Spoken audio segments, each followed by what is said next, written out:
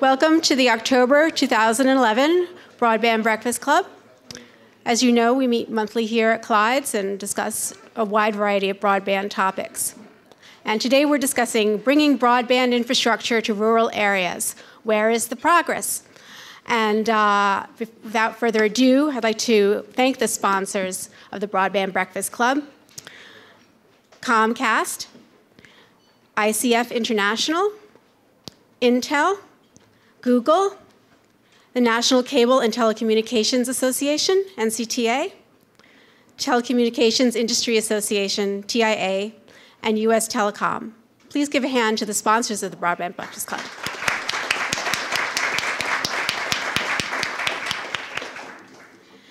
And today we have our moderator, Jerry Hagstrom. He's the founder and executive editor of the Hagstrom Report, a prize-winning journalist and book author and commentator. Journalism Review has named Jerry Hagstrom one of its unsung heroes of American journalism for sterling work in the shadows covering agriculture. In 2000, the National Farmers Union named Mr. Hagstrom Agricultural Communicator of the Year, and he has won awards from many other farm groups. Mr. Hagstrom also won first prize in commentary from the North American Agricultural Journalists and served as his president. In addition to his own daily Hagstrom Report, he writes a bi-monthly column of commentary for National Journal Daily, both of which reach a national policy-making audience. Please join me in welcoming Jerry Hagstrom.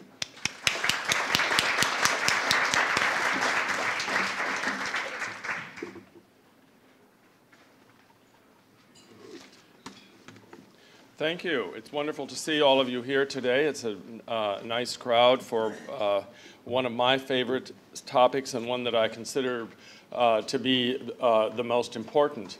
To set the scene today, I would like to remind you of Robert Caro's work on Lyndon Johnson, The Path to Power. And Caro has talked about this in many speeches he's given on what was it like to write that book.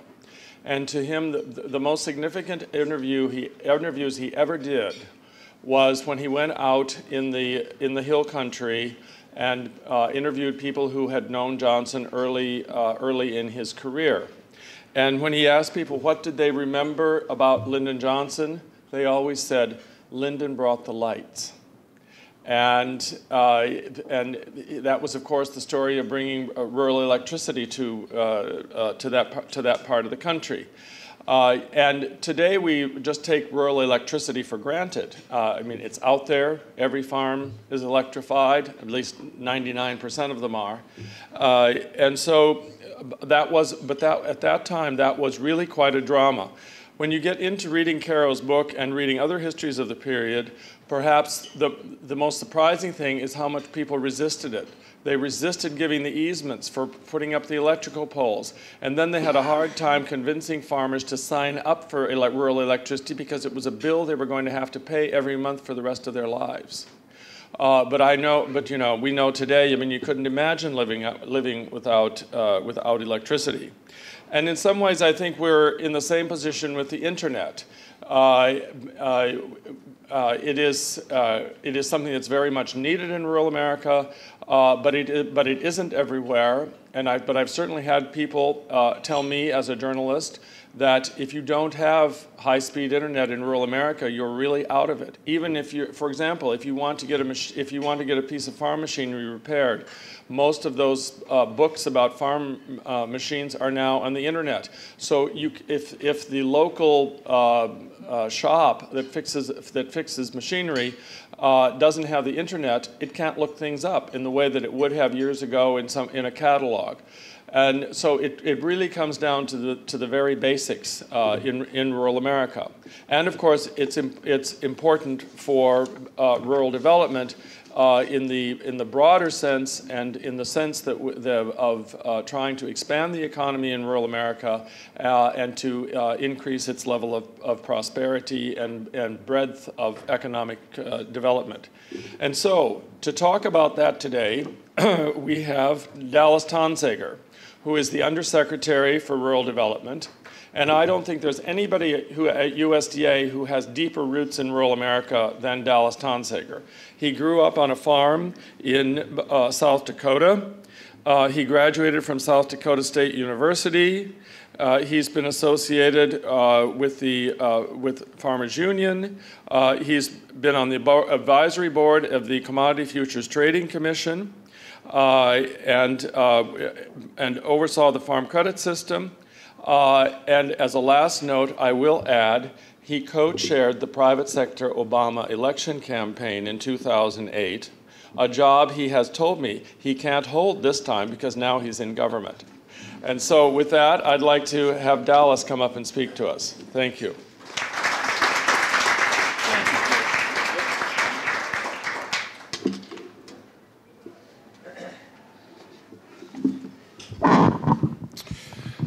Thank you so much, Jerry, and we really appreciate the work you've done over the years. There's ag journalism is a key thing for rural America, getting the word out about agriculture, for both sides, for everybody engaged, and having people like Jerry who commit themselves to that is a major factor for all of us.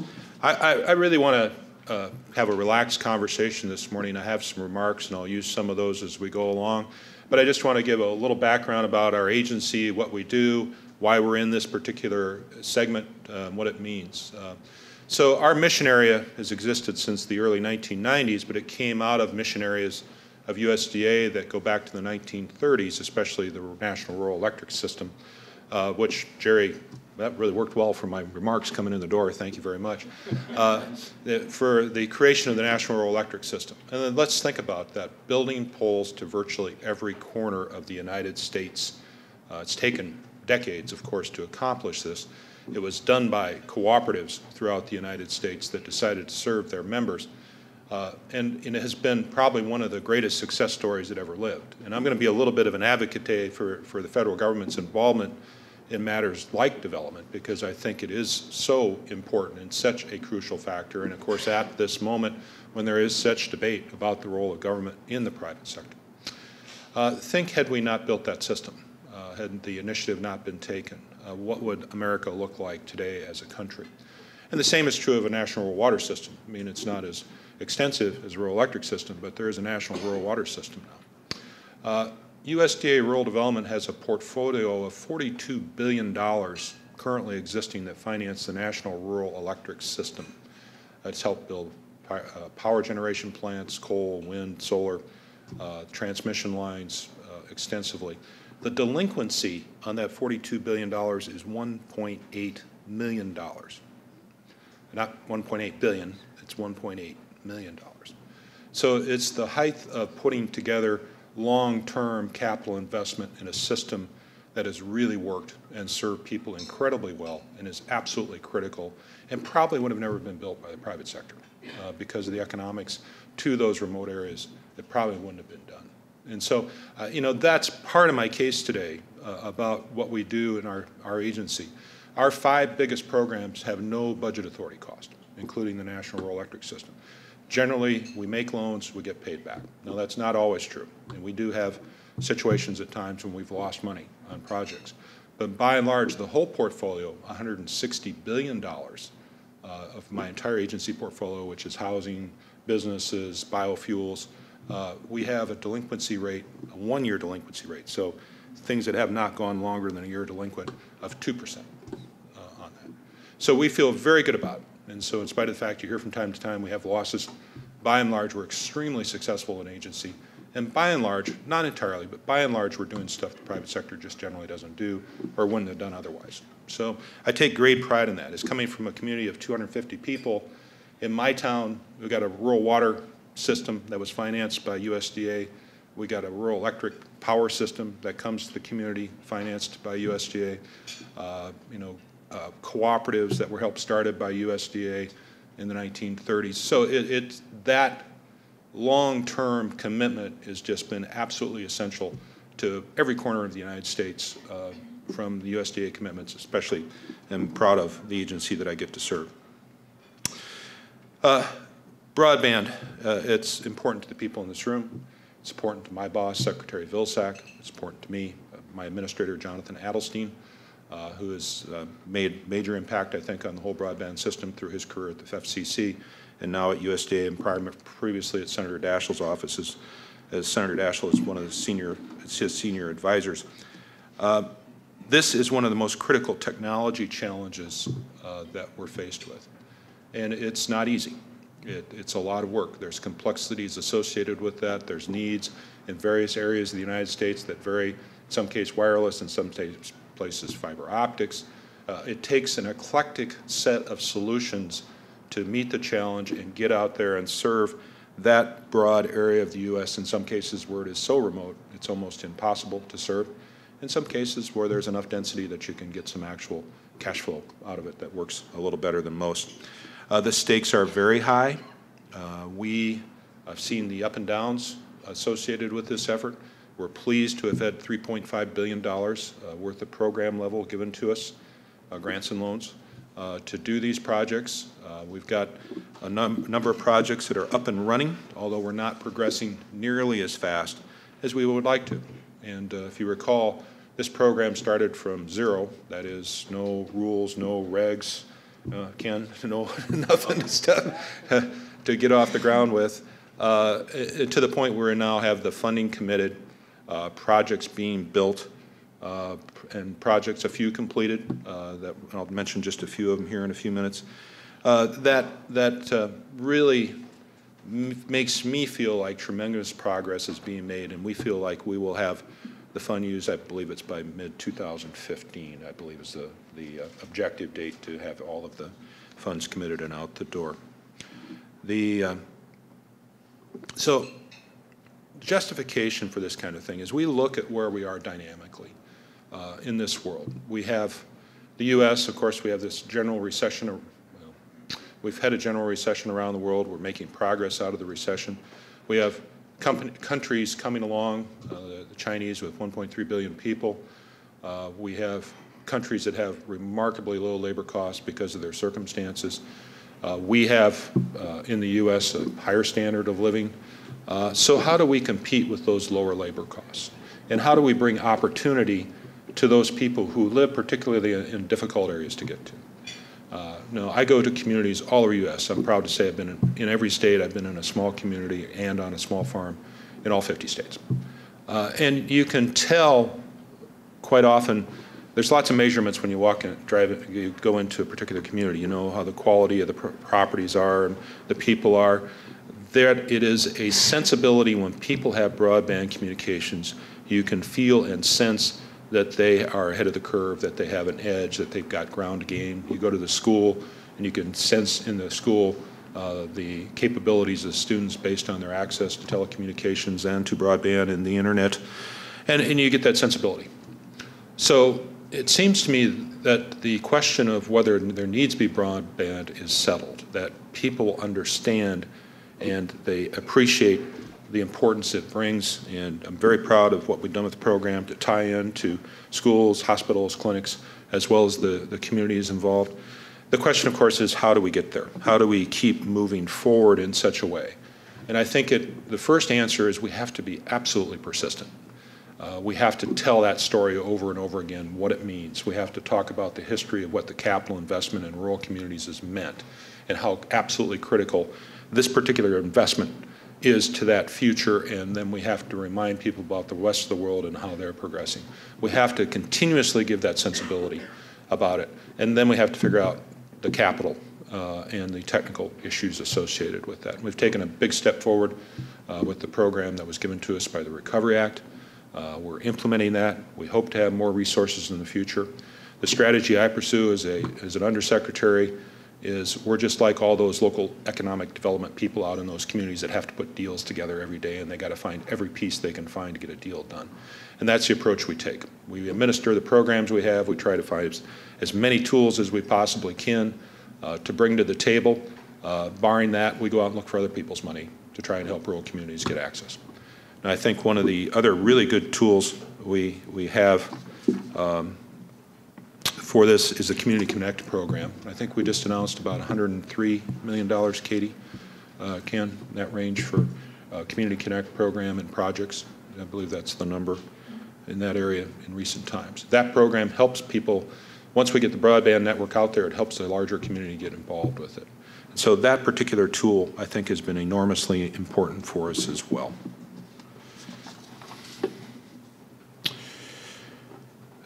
In total, RUS invested $3.5 billion in new and improved rural broadband infrastructure, and they made a point to direct resources where they needed most. RUS made 25 awards amounting to over $110 million in minority and tribal organizations. These projects overlap with 31 tribes and 123 persistent poverty counties that make up more than a third of the persistent poverty nationwide. I come from South Dakota. We've got 9 tribes. They are the poorest places in America. And it is, I think, fundamental to get the service to areas like that, but it's not easy. There are the technical challenges associated with getting to those regions that are most difficult, and I'm very pleased that the investments made by us address a number of those particular communities. As of now, over 100 projects are in active construction or completed. And while the processing is moving a little slower than we had anticipated, we are seeing progress every day. These projects are large-scale infrastructure projects that require careful due diligence, including state environmental reviews and several months of design and planning and contracting before projects can be constructed. RUS is working hard to push all the projects into active construction. While we're making sure that all the necessary due diligence is completed, we need everyone working together to move these projects forward, and I'm confident that we're going to get it done. We are on track to expend all Recovery Act funds by September 30th, 2015, and we're thrilled to see success stories around the country. Up in Alaska, I know we've got a couple folks from Alaska here that I chatted with earlier. Copper Valley Wireless used $3.4 million in loans and grants to extend terrestrial connectivity to over 1,000 remote Alaskan households and 10 community facilities. In Minnesota and North Dakota, Jerry, Telstead Telephone Co-op has completed 2 projects bringing fiber to the premises, broadband access to thousands of households, businesses, and community facilities. So those are just a couple of examples to give you a sensibility of some of the success stories. We're looking forward very much to a lot of those success stories going forward. What I've directed my staff to do is that we continue to focus on the build-out part of this project, but that we also focus on building on the projects. The intention of the broadbands is not just to get service to homes, but to build businesses. And that's part of our mission too. My Rural Business and Cooperative Service provides grants and loans to individual businesses in rural areas to help them build on, or to help them build businesses.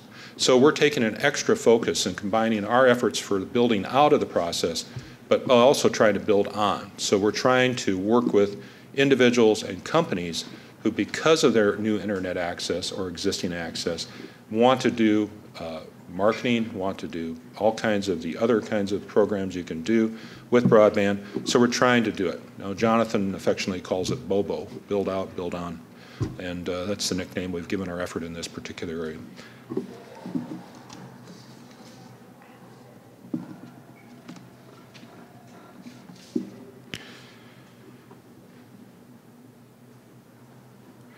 Another area, of course, is the Universal Service Fund.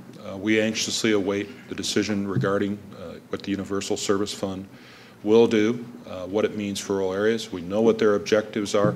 We are doing consultation with them relative to how they move forward in rural areas. We think that is going to be incredibly important to the future of this process, what actions they step, what policies they put forward in this area. We think that the funds have been so critical to rural America in the past, and the direction they move in this area, how it benefits rural communities, is going to be absolutely critical to our future.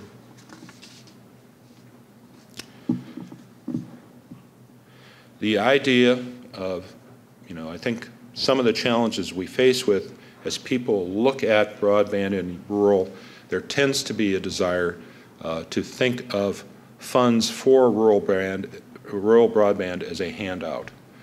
We disagree with that. It is absolutely an essential part of the universal infrastructure you have to make broadband work in cities and communities. That 70% of empty space between cities has to have the delivery mechanism between the cities as well. So we think that this tool, that this justification for broadband in rural communities is absolutely critical. And as a country, we continuously make the argument for that strategy. I just want to say a few more things, and then I want to wrap up and try and have any questions that we can possibly deal with. At this particular time, we have to move forward with the optimism of the future. And I really believe that agriculture and rural communities can help lead this country out of a recession. Agriculture is doing quite well. Exports are enormous. Rural America grows things that can be made into things. And I think we've given up too much on making things the United States. That opportunity for creation of wealth and products that comes from rural America, especially in the biofuels area, is enormous. And so we're going to step up every day to do our part. And we think the development of this integrated broadband system is absolutely critical to that. So with that, I'm going to open up for any questions I can deal with. Yes, ma'am. Lynn Stanton, Telecommunications Report. How concerned are you about the threat to the ability of your borrowers to pay if the FCC were to withdraw support in areas where there's already an existing non-supported competing broadband carrier? Well, I think it remains to be seen what they will do. I would be premature to speculate on the impact on it until we get a close examination of it. But I remain hopeful. We have a substantial portfolio, of course. As an agency, we work through issues and problems. If there's challenges represented, whatever the ruling may be, we'll address them. And we're going to help our borrowers get through that process and help them work their way through whatever decision is made on that. We're hopeful, but again, it's the FCC's decision, and we provide some advice to them. But we'll have to see how it plays out. Anyone else? Wow. Well, I'll ask a Sure. question then.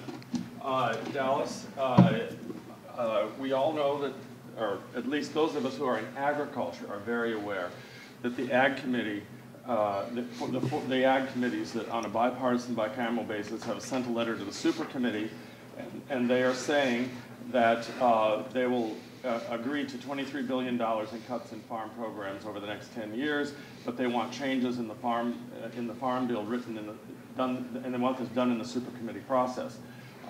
Just for the benefit of the audience, the reason for that is that they don't want the farm bill to go through the House on an open rule, and they don't want to have to get 60 votes in the Senate to end debate. And so this is the way they would like to do it. But one of the big questions in this is what happens to rural development? Because some of your programs don't have baseline, while there's support for your programs, I would say the constituency isn't quite as strong as it is for farm subsidies. So the question that I have is, what are you involved with the Ag Committees when they're taking this action? Does the administration have views on whether this is a good idea? What are you doing on this? Well, I would start by saying I think we all recognize the need for deficit reduction, and that we understand there's going to be reductions in our resources as well as other agencies of the federal government. And so, we're not resistant to that. We, of course, would debate over amounts from here and there in places. The relationship with the committees, we're providing advice as they request it. And so the department is not attempting to write a farm bill, but it is being responsive to the committee's requests for information, and many of our staff work with them as they request and desire. There is strong support for rural development programs. I think as a producer, as an agricultural producer myself, I've spent much of my time in this role making the case that agriculture needs to care about rural development and vice versa. I think in the past I've worried because there seems to be a differentiation there. Some of the programs you're speaking to, of course, are biofuels related programs that don't have a baseline, and we are concerned about what Congress may do with those programs because we think they have great merit. We've done a lot with the REAP program. We've done a lot with the Biofuels Loan Guarantees program. There's been a lot done with the 9008 research program and the other ones as well. We respect the fact there has to be reductions. Whatever tools we're allowed to have going forward, we're going to use them in the very best way to help address especially the growth of biofuels industry, which we think is absolutely critical in the future. And I think the other thing about our agency is there's something like 42 programs, which, well, that's a lot. And so we would suggest maybe fewer programs with a little broader scope in each would make more sense. And we've suggested that generally to the committee, and so we're open to adjustments that might reduce the gross number of programs, because just administration of those, it gets to have a complexity to it. So I think that's a bit much. And as I said at the beginning of the speech, we're really using zero-cost programs very effectively. So my single-family housing guaranteed program has $24 billion of program level to finance homes in rural areas. And essentially, it means that people can get a loan guarantee that covers the whole loan on their home. And we do it by applying a 3% fee to that. So we have a zero budget score on a $24 billion program. And it's because these people are very good at making their payments. You know, we have delinquency rates, but generally speaking, the performance overall is better than FHA. And we're dealing with low-income people in rural areas, but we're finding a great performance level. So the challenge for us in asserting these very large loan programs is to making sure we make good loans, manage them well, and keep that delinquency rate low, and we can do a great service for rural America. Now, some of the programs like grants for water and sewer, those are really very critical in some of these communities that just can't afford to take out a loan to do that. And so we're anxious and hopeful that they continue to give us adequate grant funds so we can continue those really basic infrastructure kinds of things. So, you know, I think we do have some, I appreciate what you're saying. I know that the traditional, having been out of Farmers Union and lobbied for farm programs previously, there's a great sensitivity to that safety net that, you know, and overall, you know, it remains an important element. But what we did in the 1980s when we had an agricultural crisis is we built the ethanol industry as a response to that. And it was really a self-help program. We decided to build an industry that made stuff out of what we grew because the price of it was so low. And so producers invested in it. You know, we'd like to replicate that kind of an approach. And so I advocate with the rural community, invest in yourselves, put capital in. Bring other capital to the table if you have to, but put your capital in, build manufacturing, build those industries. So our hope is we can continue to use our agency in that kind of a role of activist about making stuff out of what has grown and growing more fuels industry. Long answer to your short question, excuse me. Thank you. Is there one last question from the audience? Yeah. Oh, we have two. Okay. Sure. I represent the non-state, the District of Columbia.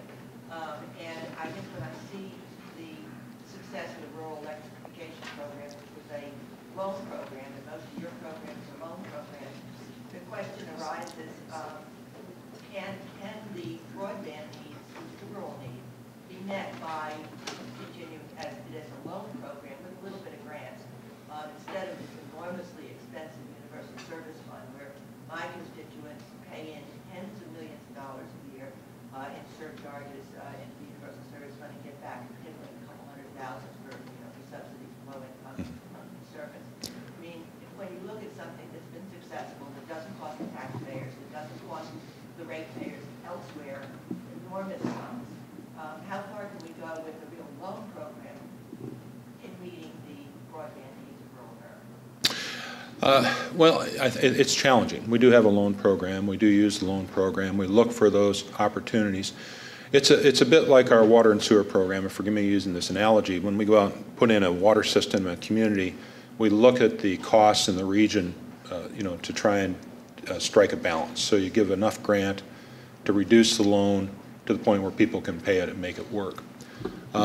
If you go to a rural area and offer them broadband but tell them it's going to cost them $150 a month, probability is people aren't going to buy it. So you got to strike a balance in that combination of things. And I think we can do that with the loan program in some cases. I think what the program, Recovery Act program, did for us, gave us a chance to go deeper, and we did really focus on remote, rural to try and to get as far as we could. The Universal Service Fund, it's a general good question, and I guess I addressed it a little earlier in my comments, is we believe it is useful to have the Universal Service Fund provide that. We believe you can take a collective look at the United States and say, well, we're just going to serve this area, or you can look at it as collectively, we need to have a system nationwide. And I can appreciate what the sentiment people might have about that, and could delve into all the arguments about all the stuff DC gets, but it'll be unfair. I appreciate what you're saying about, I guess I'll just make my case that I think it's an important, useful thing. I think it's critical for the overall development of the United States to have the fund. Well, thank you. Yeah, thank you, Mr. Jerry. Undersecretary. Thank you, Jerry.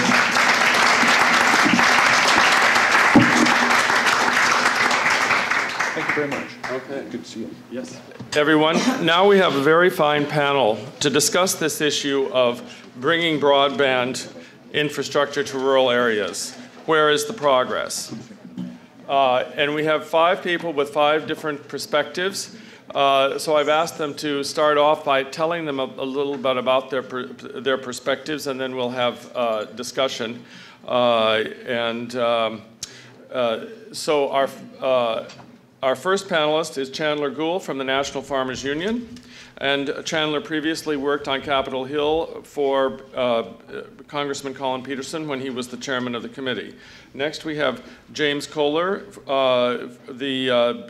from the state of Alaska. He is the state's project coordinator for the Alaska Land Mobile Radio System. Next, we have Forbes Mercy, Forbes Mercy from the Wireless Internet Service Providers Association. And he has a WISP with 700 customers and 15 towers operating over 350 square miles of rural areas. He is also a firefighter and was a fire chief. But somehow the paper here doesn't say where you live. Yakima, Washington. Okay. Oh, it does say Washington. I'm sorry, I missed that. And then we have Leif Ovesen, who is the Director of Government Affairs for the National Telecommunications Cooperative Association. He has also worked on Capitol Hill and is originally from South Dakota. Jacqueline Johnson-Pata, the Executive Director of the National Congress of American Indians, and which is the oldest and largest tribal representational organization. She is also from Alaska. And finally, David Russell with the Solutions Marketing Director for Calix. They deploy fiber access solutions in the United States. And he is based in Petaluma, California. So I would ask each of you if you would take just a few minutes, I would say less than 5 minutes now, to tell us the perspective that you bring to this issue, and then we'll have discussion with the audience. Sure. Can everybody hear me? I talk pretty loud. I don't think I actually need a microphone. As I said, my name is Chandler Gould. I'm Vice President of Government Relations for National Farmers Union, and I'm not from Alaska, but I will be in Homer, Alaska on November 2nd for a meeting, so I will be heading that direction. National Farmers Union has always been a huge supporter of broadband since its development and inception at rural development. We have had policy on it from day one and saw the importance of it and how it will benefit agriculture producers, how it will benefit precision agriculture as we become more efficient in our production system, whether it's guiding of your combines or your sprayers, or if you're in the rice fields of leveling off your rice paddies for water drainage and things along those lines, or whether you're using your handheld device to check the markets as you continue to move towards the grain elevators, or if you're in the livestock industry of what's currently happening at the CME group. I mean, I know we're going to try to keep our comments short here, but this has definitely been one of the biggest issues for rural America as it comes in accordance with NFU. I know there's been a lot of questions too, and I'm not going to go into it in my full speech right now between the AT&T merger, though I do expect that we'll probably get some questions on that, and I'd be more than happy to discuss that then. Lastly, I would just like to comment on the issues surrounding Light Squared. National Farmers Union, which is the second largest general farm organization in the United States, along with American Farm Bureau, which is the largest, and some other agriculture organizations, did sign a letter to not only the USDA but to the FCC, saying that this is not an either-or problem, that we need to find a solution between GPS and Light Squared, because it's important not only for agriculture, but we understand the importance for GPS too. So we don't think that we need to pick sides here, that there's plenty of room on the spectrum to solve this solution. So that's just kind of a quick overview of where we are. We've always been very supportive. Undersecretary Tonsinger has been fantastic to work with. And then if we have anything, if you want to discuss the Farm Bill, I'd be more than happy to talk about that during Q&A as well. But I want to keep my comments short since we do have a big panel. Thank you. Yeah, thank you. Thanks for keeping your comments short. I'll take some of your time. Jim Kohler, State of Alaska. One of the hats that I inherited about 15, 18 months ago, I'm still trying to figure out the meeting that I missed, was I was thrust into the position of being the stateside lead to support a small group out of the governor's office as we started facing the entire complexity of national broadband plan implementation, and then quickly and hurriedly we found ourselves in the middle of USF reform. I will keep my comments brief, but I do want to go straight to, I think, the heart of the point. And the question is, when is rural America, including the state of Alaska, when is rural America actually going to be the recipients of adequate broadband infrastructure?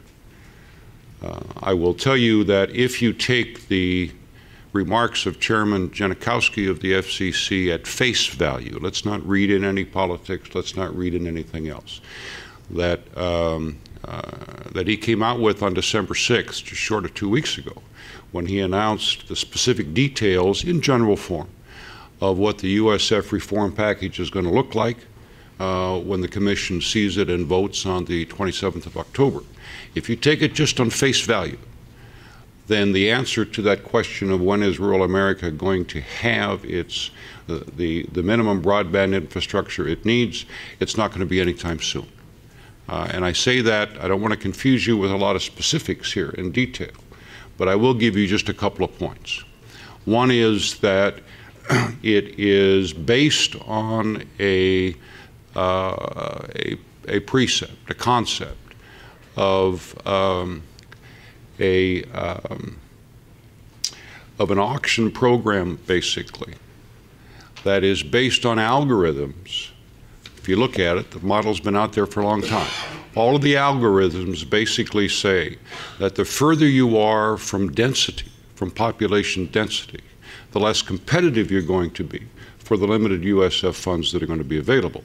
Once you get out into rural America, once you get into the isolated insular areas within rural America, Hawaii, state of Alaska, a whole lot of western states, including, but not exclusively, some real challenges in our native nations, tribal lands, Hawaiian homeland areas, you will not see any competitiveness to be able to access those USF funds.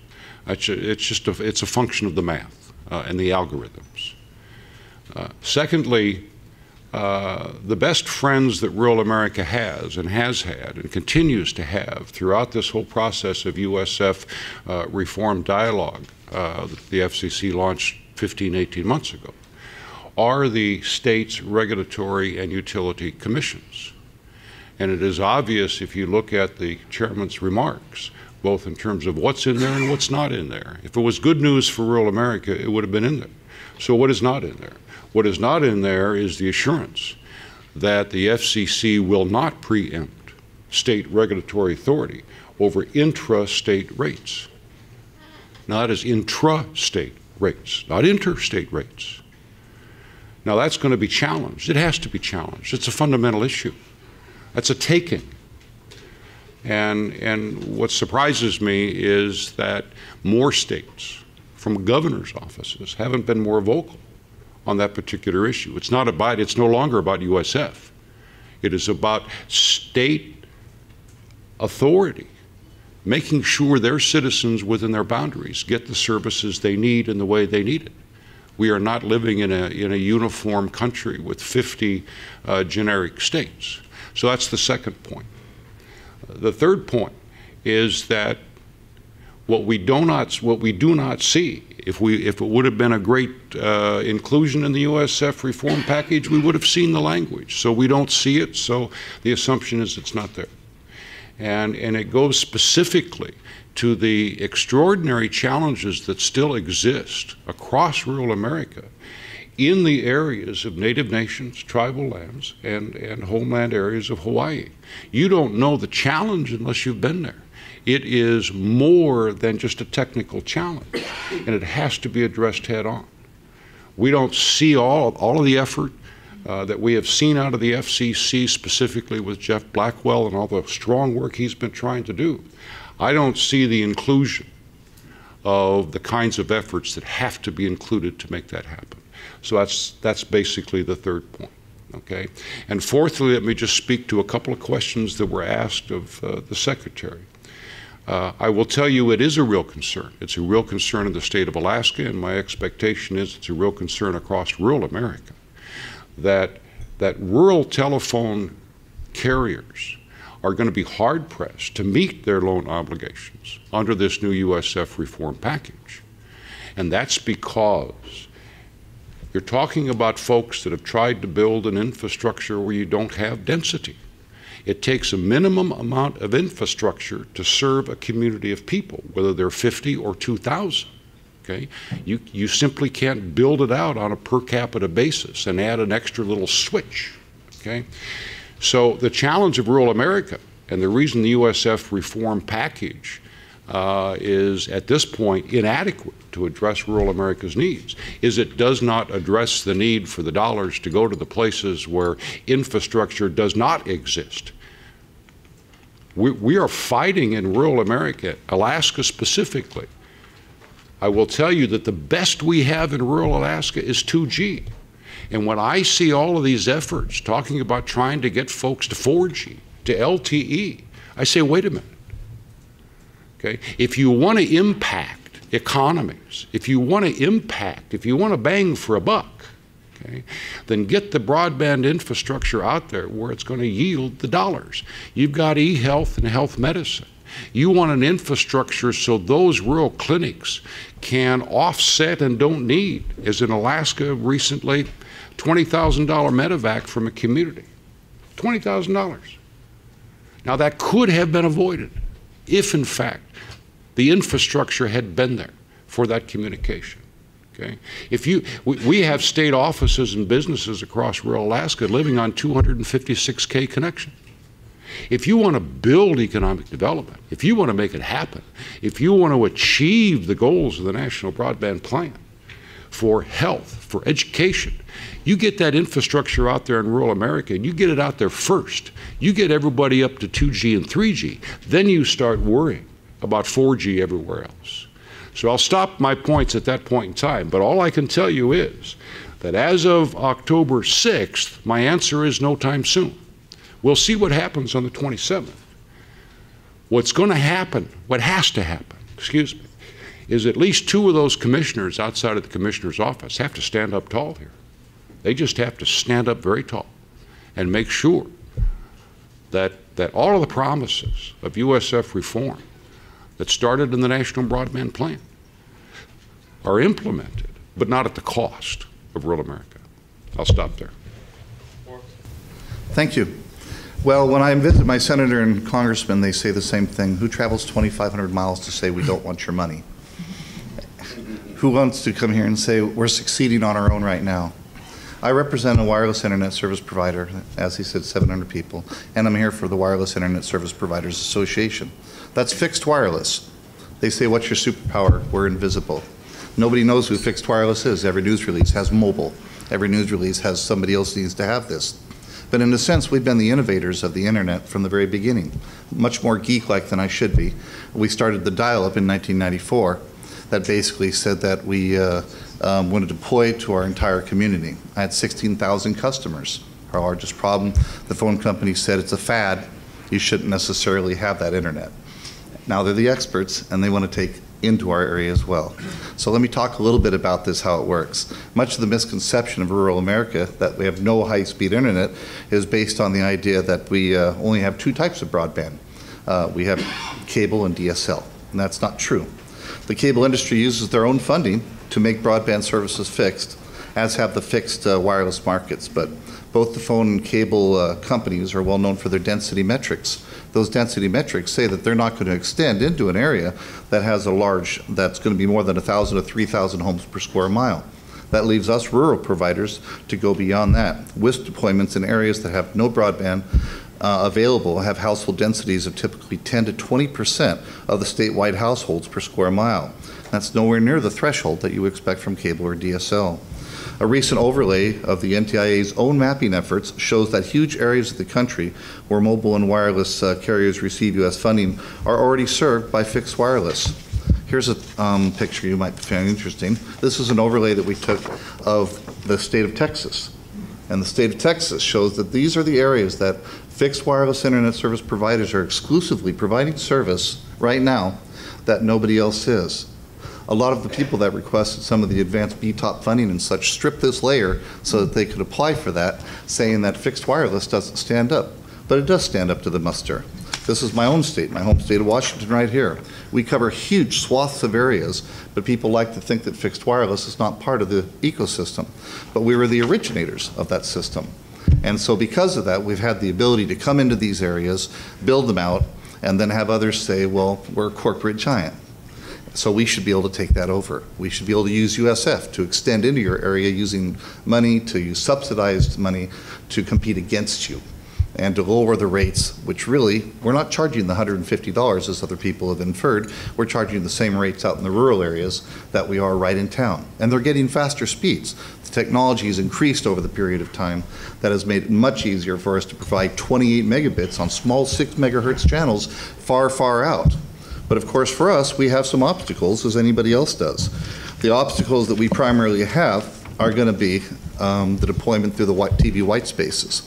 Everybody wants the white spaces now. It was originally intended mostly for fixed wireless because since FCC saw that we were already out in the rural areas, why not give us the ability to go through trees and around corners?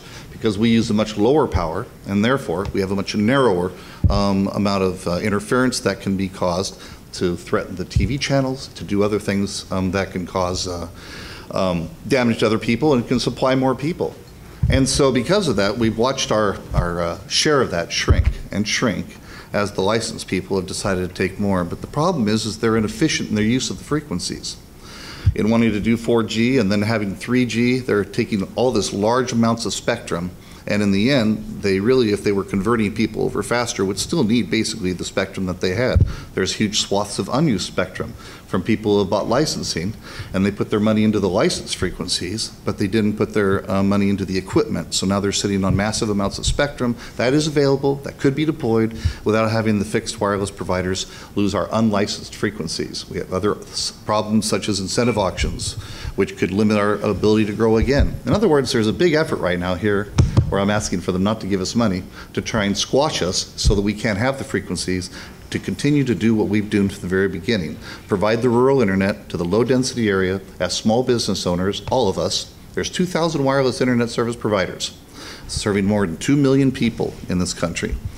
And we've been here since the very beginning, and we continue to try and expand further and further past the densities. My line, I can see the physical line where cable stops. And then I go 20 miles past that. And every year we add another 200 square miles going further and further out in the areas with no government subsidies, with no USF, doing it as a small business model and helping the taxpayers not have to pay for their internet service.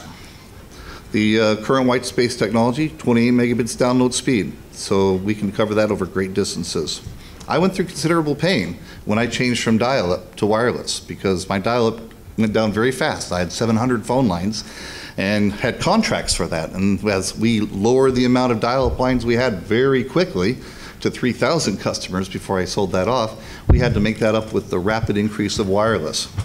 If technologies are changing, if less people are buying landlines, the phone company should endure some of that same pain that I had to endure as they try to adapt to a new technology if they want to come into our line of business without having to have the benefit of the USF pay for it, where I had to have the pain of not having any of that kind of government subsidy. There's going to be areas of this country that need USF. I would say Alaska probably is a very fine area. They probably don't have enough fixed wireless providers. And that's why I asked that they use the map.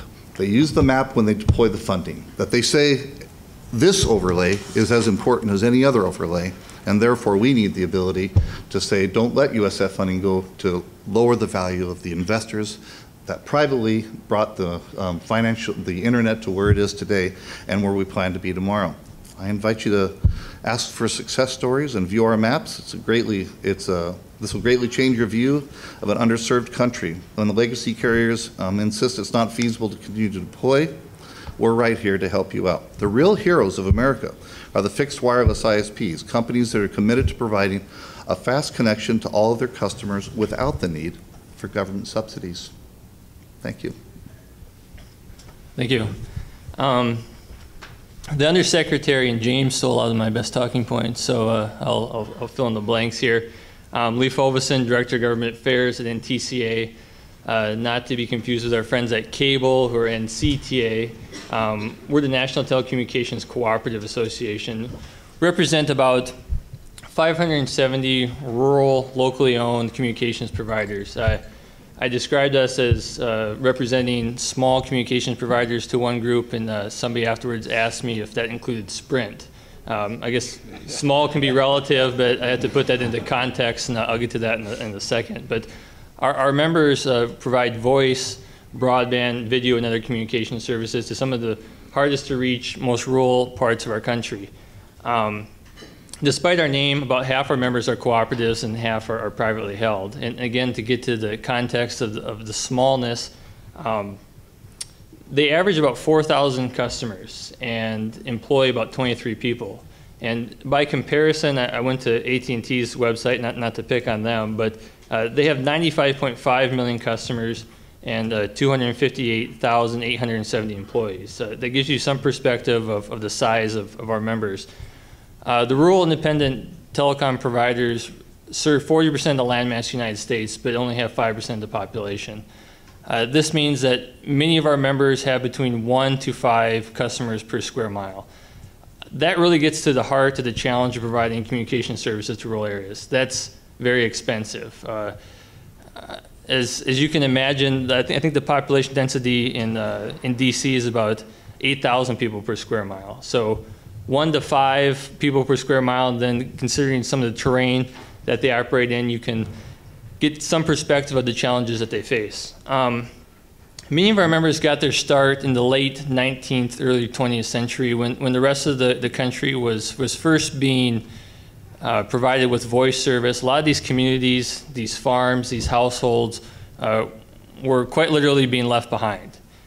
So these people in these rural areas with this, can-do, we'll do it ourselves spirit, hooked themselves up. Quite literally, they ran, copper lines from their houses along fences and to the larger providers. As you can also probably imagine, that's not a system that's very sustainable. And in fact, by 1940, there were fewer farms hooked up than there were in 1920. The real turning point for the rural telecom industry came in 1949 when the Rural Electrification Act was amended to provide loans to phone companies. This provided the capital needed to make these systems sustainable. We fast forward several decades, and now most everybody in our country, at least everybody that wants it, has voice service. It's the reason we're here today. We need to replicate that effort with broadband service. And I give that little history lesson, and the Undersecretary said many of the same things, because I think it's often forgotten how difficult it was to provide voice service and the ongoing need that we have for some of these government programs, such as RUS, Universal Service, and the stimulus.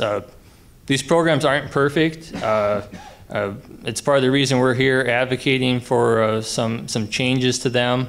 When it comes to the stimulus loans and grants, the Undersecretary hinted to that some of them are being rolled out a little slower than our members who have received them would like. They've run into some Davis-Bacon prevailing wages problems, historic preservation, and then there's even a fiber shortage right now, which is something nobody could have predicted because a lot of the fiber produced actually came from Japan, and that supply effort was disrupted when the tsunami hit. So we certainly have issues with some of these programs. Again, that they're not perfect, but I think it's important to understand that they are largely responsible for the reason that we have service in some of these very hard to reach areas. And with that, I'll turn it over. Thank you. I'm Jacqueline Peda, as I earlier stated, from Alaska, and I'm the Executive Director of National Congress of American Indians here in Washington, D.C. National Congress of American Indians is the largest, oldest Native American organization since 1944, but we represent every issue that affects tribal communities, from transportation to agriculture to health and education. And of course, one thing that's important to all of us in one of our priority areas is broadband and telecommunications, because it's essential to our communities. As was stated by some of the earlier panelists, some of the challenges that face our communities, tribal governments have not only the challenge that rural America has for the density issues and the rates and the challenges with density, but tribal governments also have the challenges that states have, being one of the 3 sovereigns that are mentioned that are listed in the Constitution. So they have a governmental responsibility as well as a service delivery responsibility dealing with their challenges.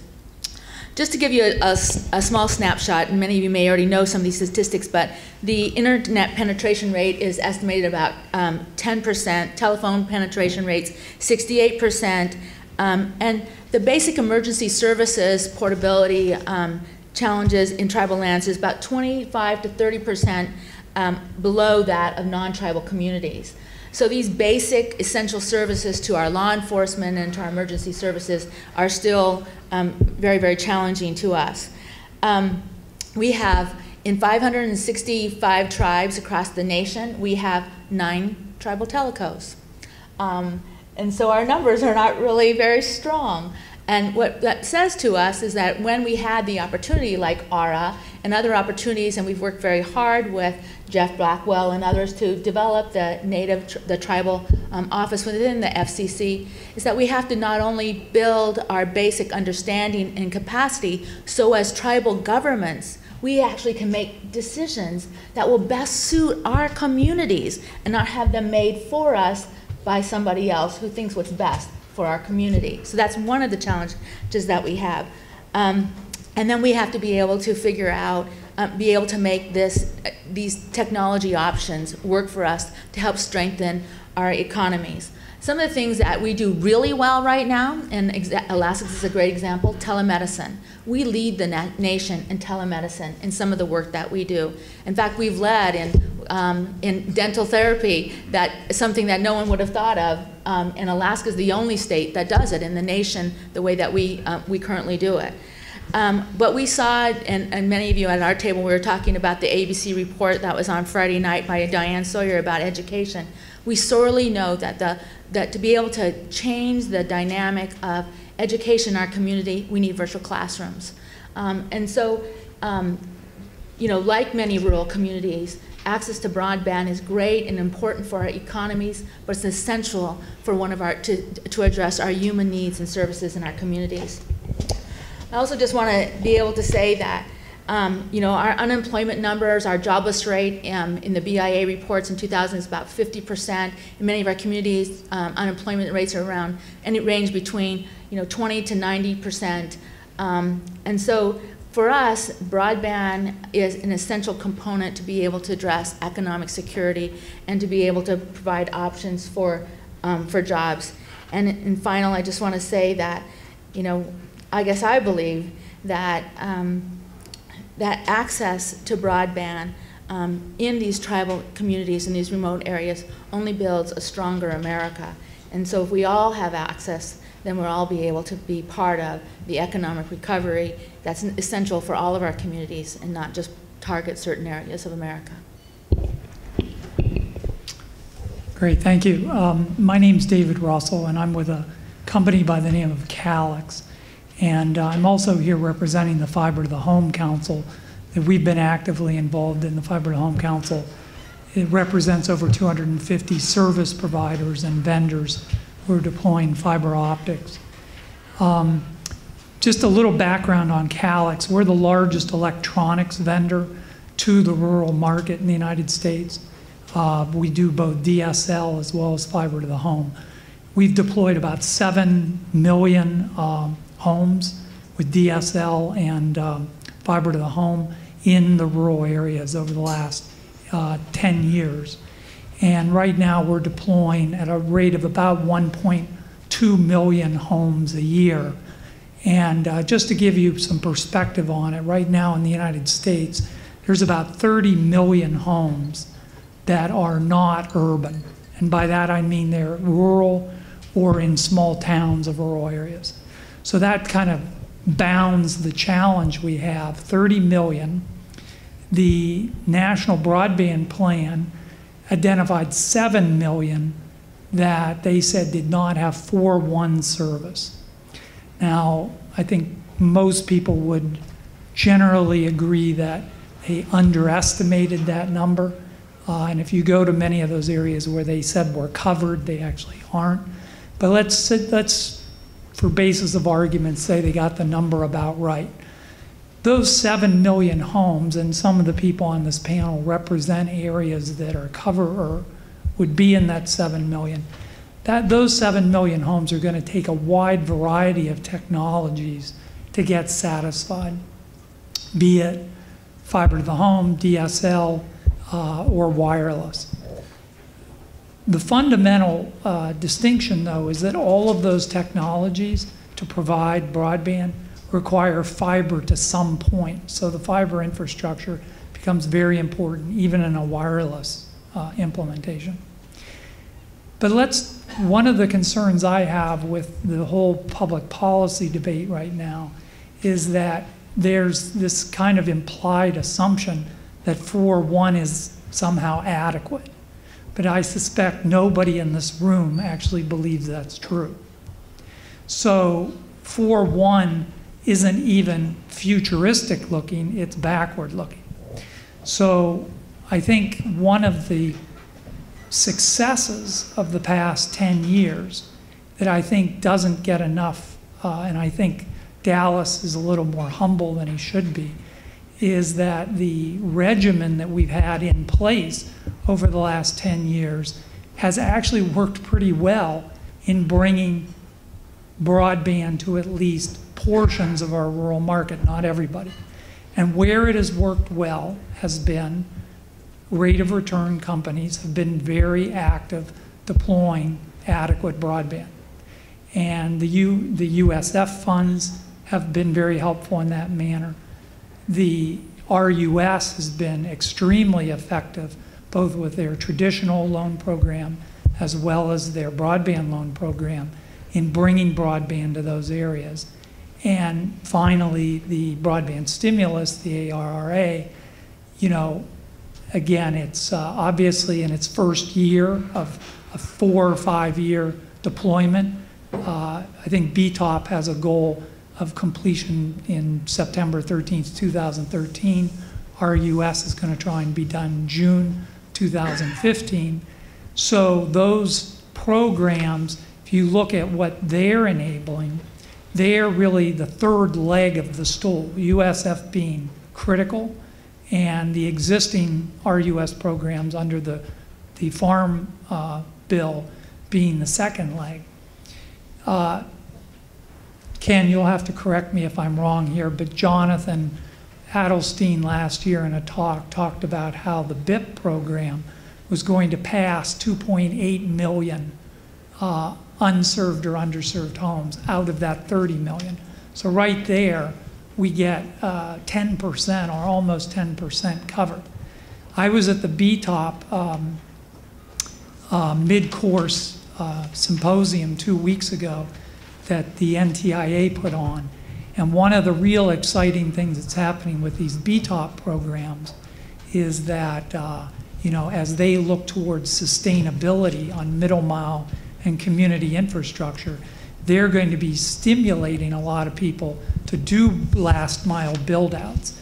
And we need to make sure that programs that the RUS has and the USF continues to fund are there so that operators and communities who want to take advantage of those middle mile projects can do so. The last thing I'll say is that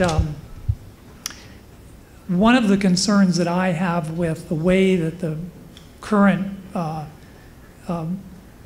USF and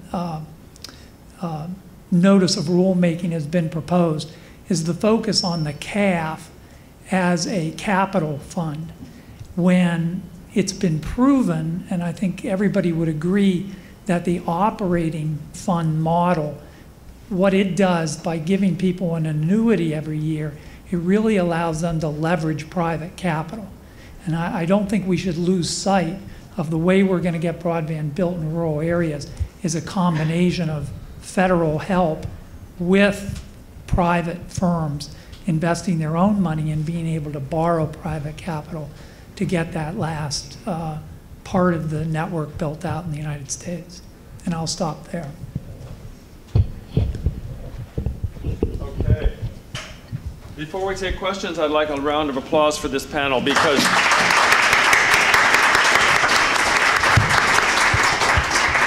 I've covered rural America for a long time, but I've learned a lot from this panel this morning, and I want to give you my personal thanks. But I think the best questions here will not come from me, they will come from the audience, and I'm sure there are people who have things to say or questions to ask.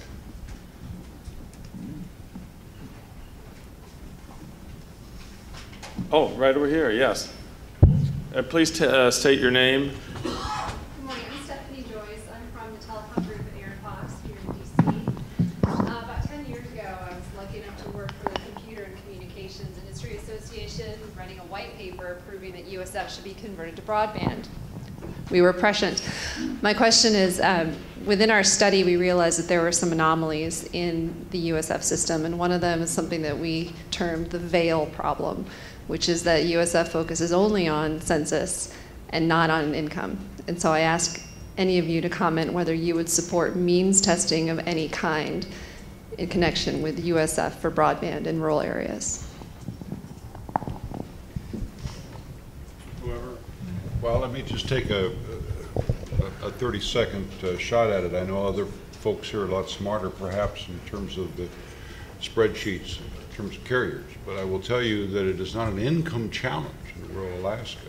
It is the challenge of capital. It is the challenge of investment. It's the challenge of maintenance and operations for the carriers themselves.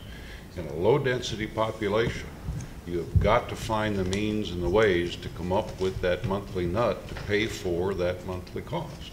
And the fewer people you have, regardless of what their incomes are, then the more difficult and more challenging it is to meet that monthly nut.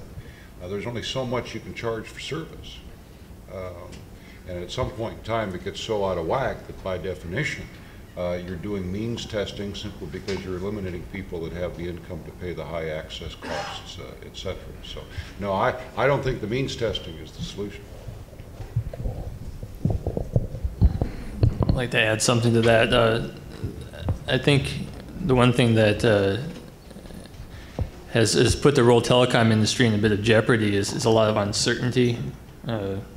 Perhaps in part what's going on at the FCC and funding issues on Capitol Hill, and has really stifled a lot of investment in rural broadband. And I think if we went forward with some type of means test for universal service, that would just be another step towards more uncertainty, where a provider wouldn't know what portion of their customers would qualify, therefore they may hesitate to move forward with further investment. So I can see some merit to your suggestion, but I think the providers would have a lot of trouble implementing such a system, given that it would create more uncertainty for them.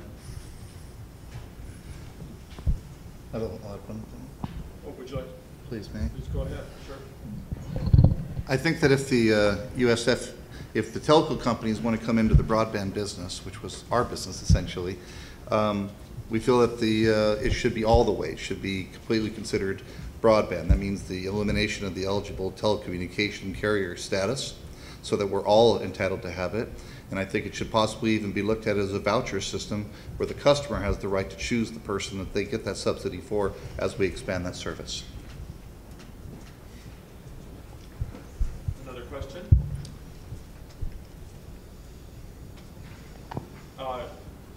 Well, maybe somebody else is thinking.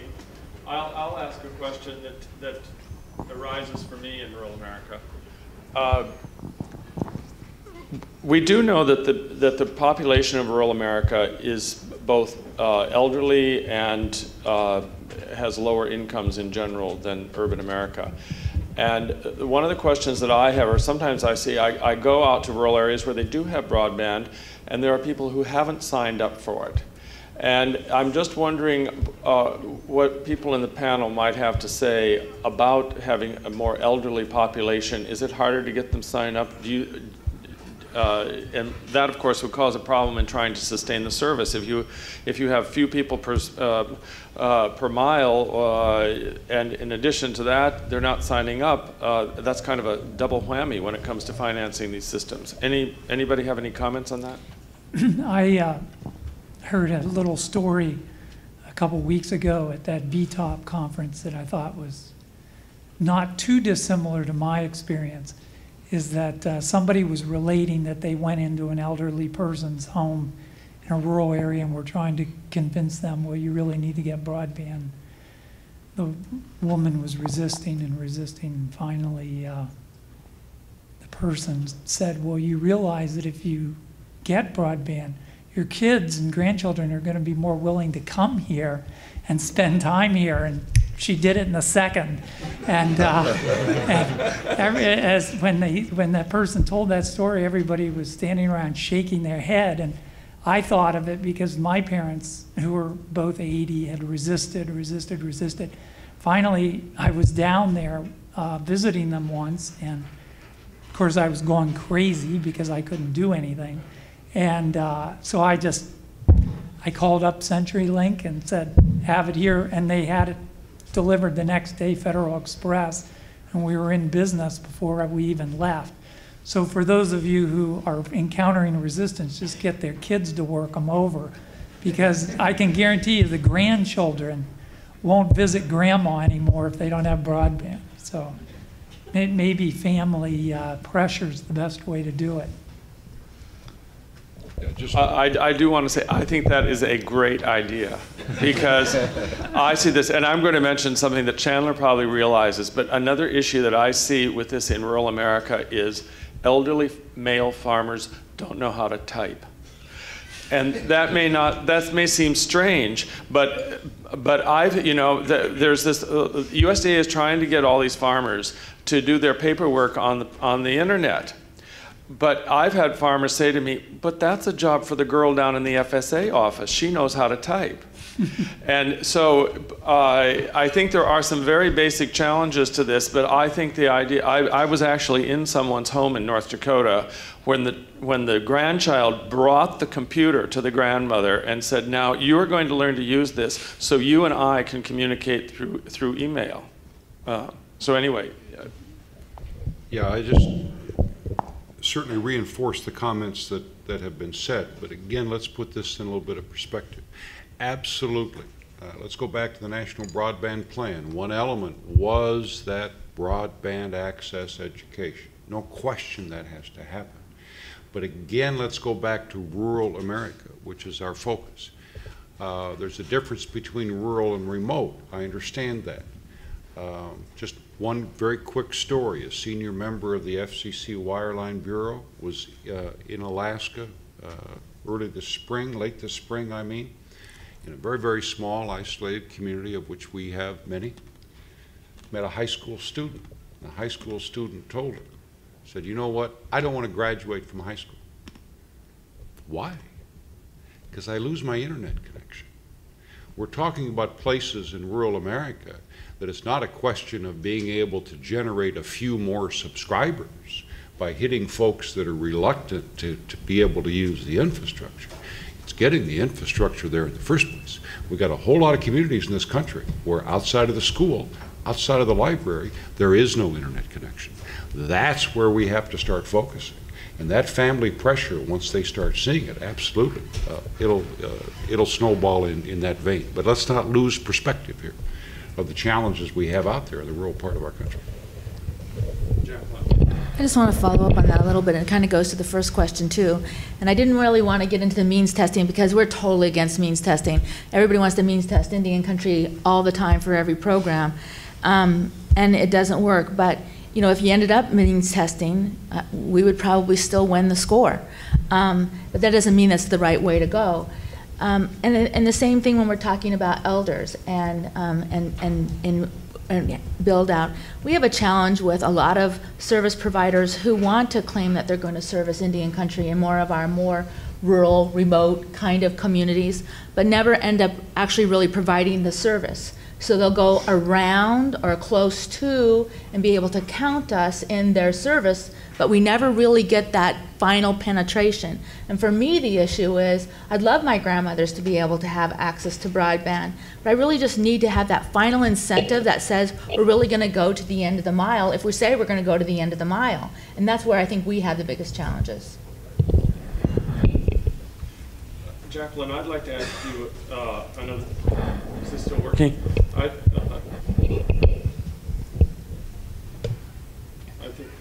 don't know what happened.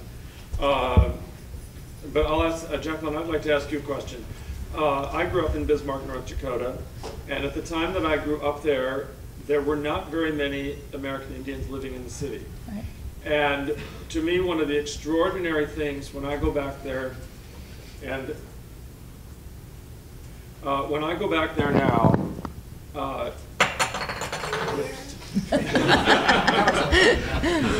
dependence on technology, isn't it terrible? Anyway, all right, I think, no. Anyway, when I go back to Bismarck, one of the most extraordinary things is that I see so many Native American kids using the internet in the library. The question I have is, since I see this in Bismarck, what's the situation for kids who are living on the reservation? I actually want to I'm going to find this here because this is a big issue for us. We're not actually eligible for, first of all, eligible for e-library in most cases. So that's a big problem for us. We also are not eligible for the other community programs that we use for our telemedicine and others because we get our service, if we get our service from a federal government. So we have a lot of challenges with just broadening service that might already be penetrating into our communities, but sharing that. And that's some of the changes that we've been trying to advocate for. So the kids, when they go to school in the tribal community, Department of Interior decided that this was really important, and they did this about a decade ago, and they said, okay, every tribal community is going to have at least one computer with internet capabilities, even if it is a landline in Alaska still, some places. And so they made sure that every tribal community has at least one place. Then we were able to go in, and in some communities we added a second spot. Maybe it was a Boys and Girls Club. We got funding to be able to do that. Maybe we added the healthcare clinic as another spot. So there are very limited hubs within the tribal communities. You go to Pine Ridge, somewhere in South Dakota or North Dakota, and so you have little hot spots that may have a little circle, maybe they have a little wireless router or something, but they don't necessarily have larger penetration. So the kids are not having the access that they need.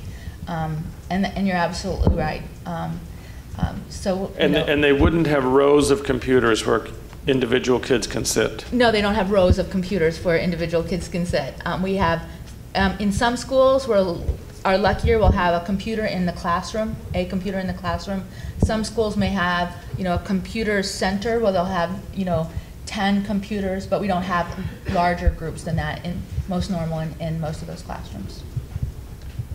Another question from the audience? Yes. Yeah, Jim Dunstan, Mobius Legal Group. I've worked with Jacqueline at NCAI. I want to comment on the ruralness, elderliness, and usage. Thank you. Comment on the ruralness, elderliness, and low income.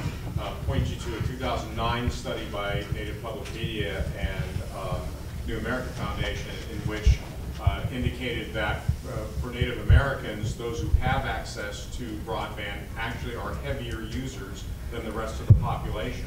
And when you think about it logically, it makes a lot of sense, because there are so many infrastructure problems in Native America that when they do have access to broadband, they literally leap on it and use it like crazy. And it's a real challenge in that so many government programs now affecting Native Americans are, as you say, going online like farmers. I mean, you have to be able to go online, but how do you then take advantage of those federal programs if you haven't got access? So it's not a matter of, especially with Native Americans not wanting it, it really is a matter of just not having access to it.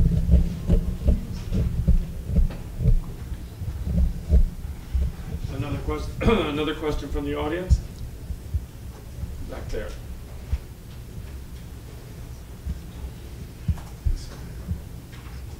Good morning.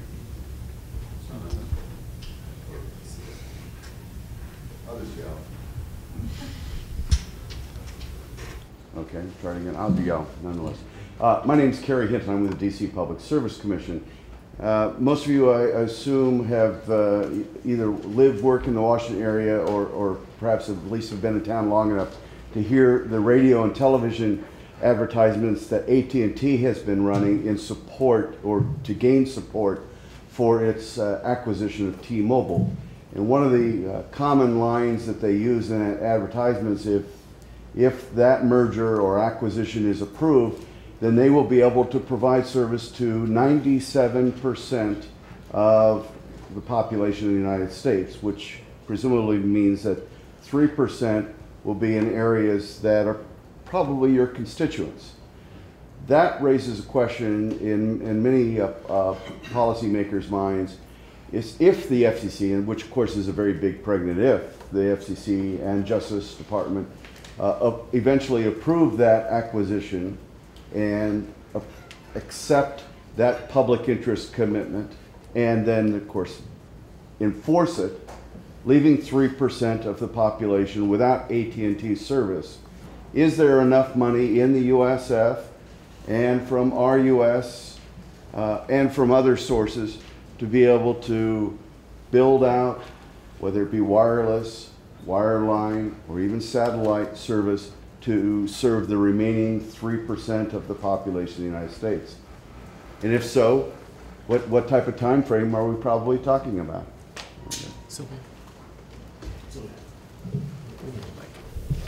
Why don't you go first?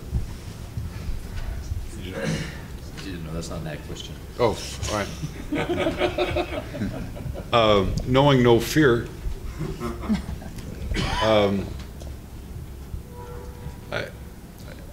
I appreciate the focus by a whole lot of people on the issue of a potential AT&T, T-Mobile merger, acquisition, whatever you want to call it. But I will tell you that fundamentally, the extension and expansion of broadband service in rural America is not dependent one way or the other on that particular activity. It is more fundamental than that. So let me just leave it at that. I think that there's a whole lot of issues and challenges in rural America. And let me get to, I mean, you mentioned something simply about, is there enough money in USF? And it goes back to the Secretary's comments this morning, and it really goes back to the fundamental issue of what is USF. USF is not writing the full check to make sure people have communication service. What USF is doing is covering the gap. Its intent, cover the gap in terms of what it is that a carrier can collect from its low, highly challenged, dense areas to make up the difference so it can stay alive as a private operating kind of utility, okay? So, is there enough money in USF? No.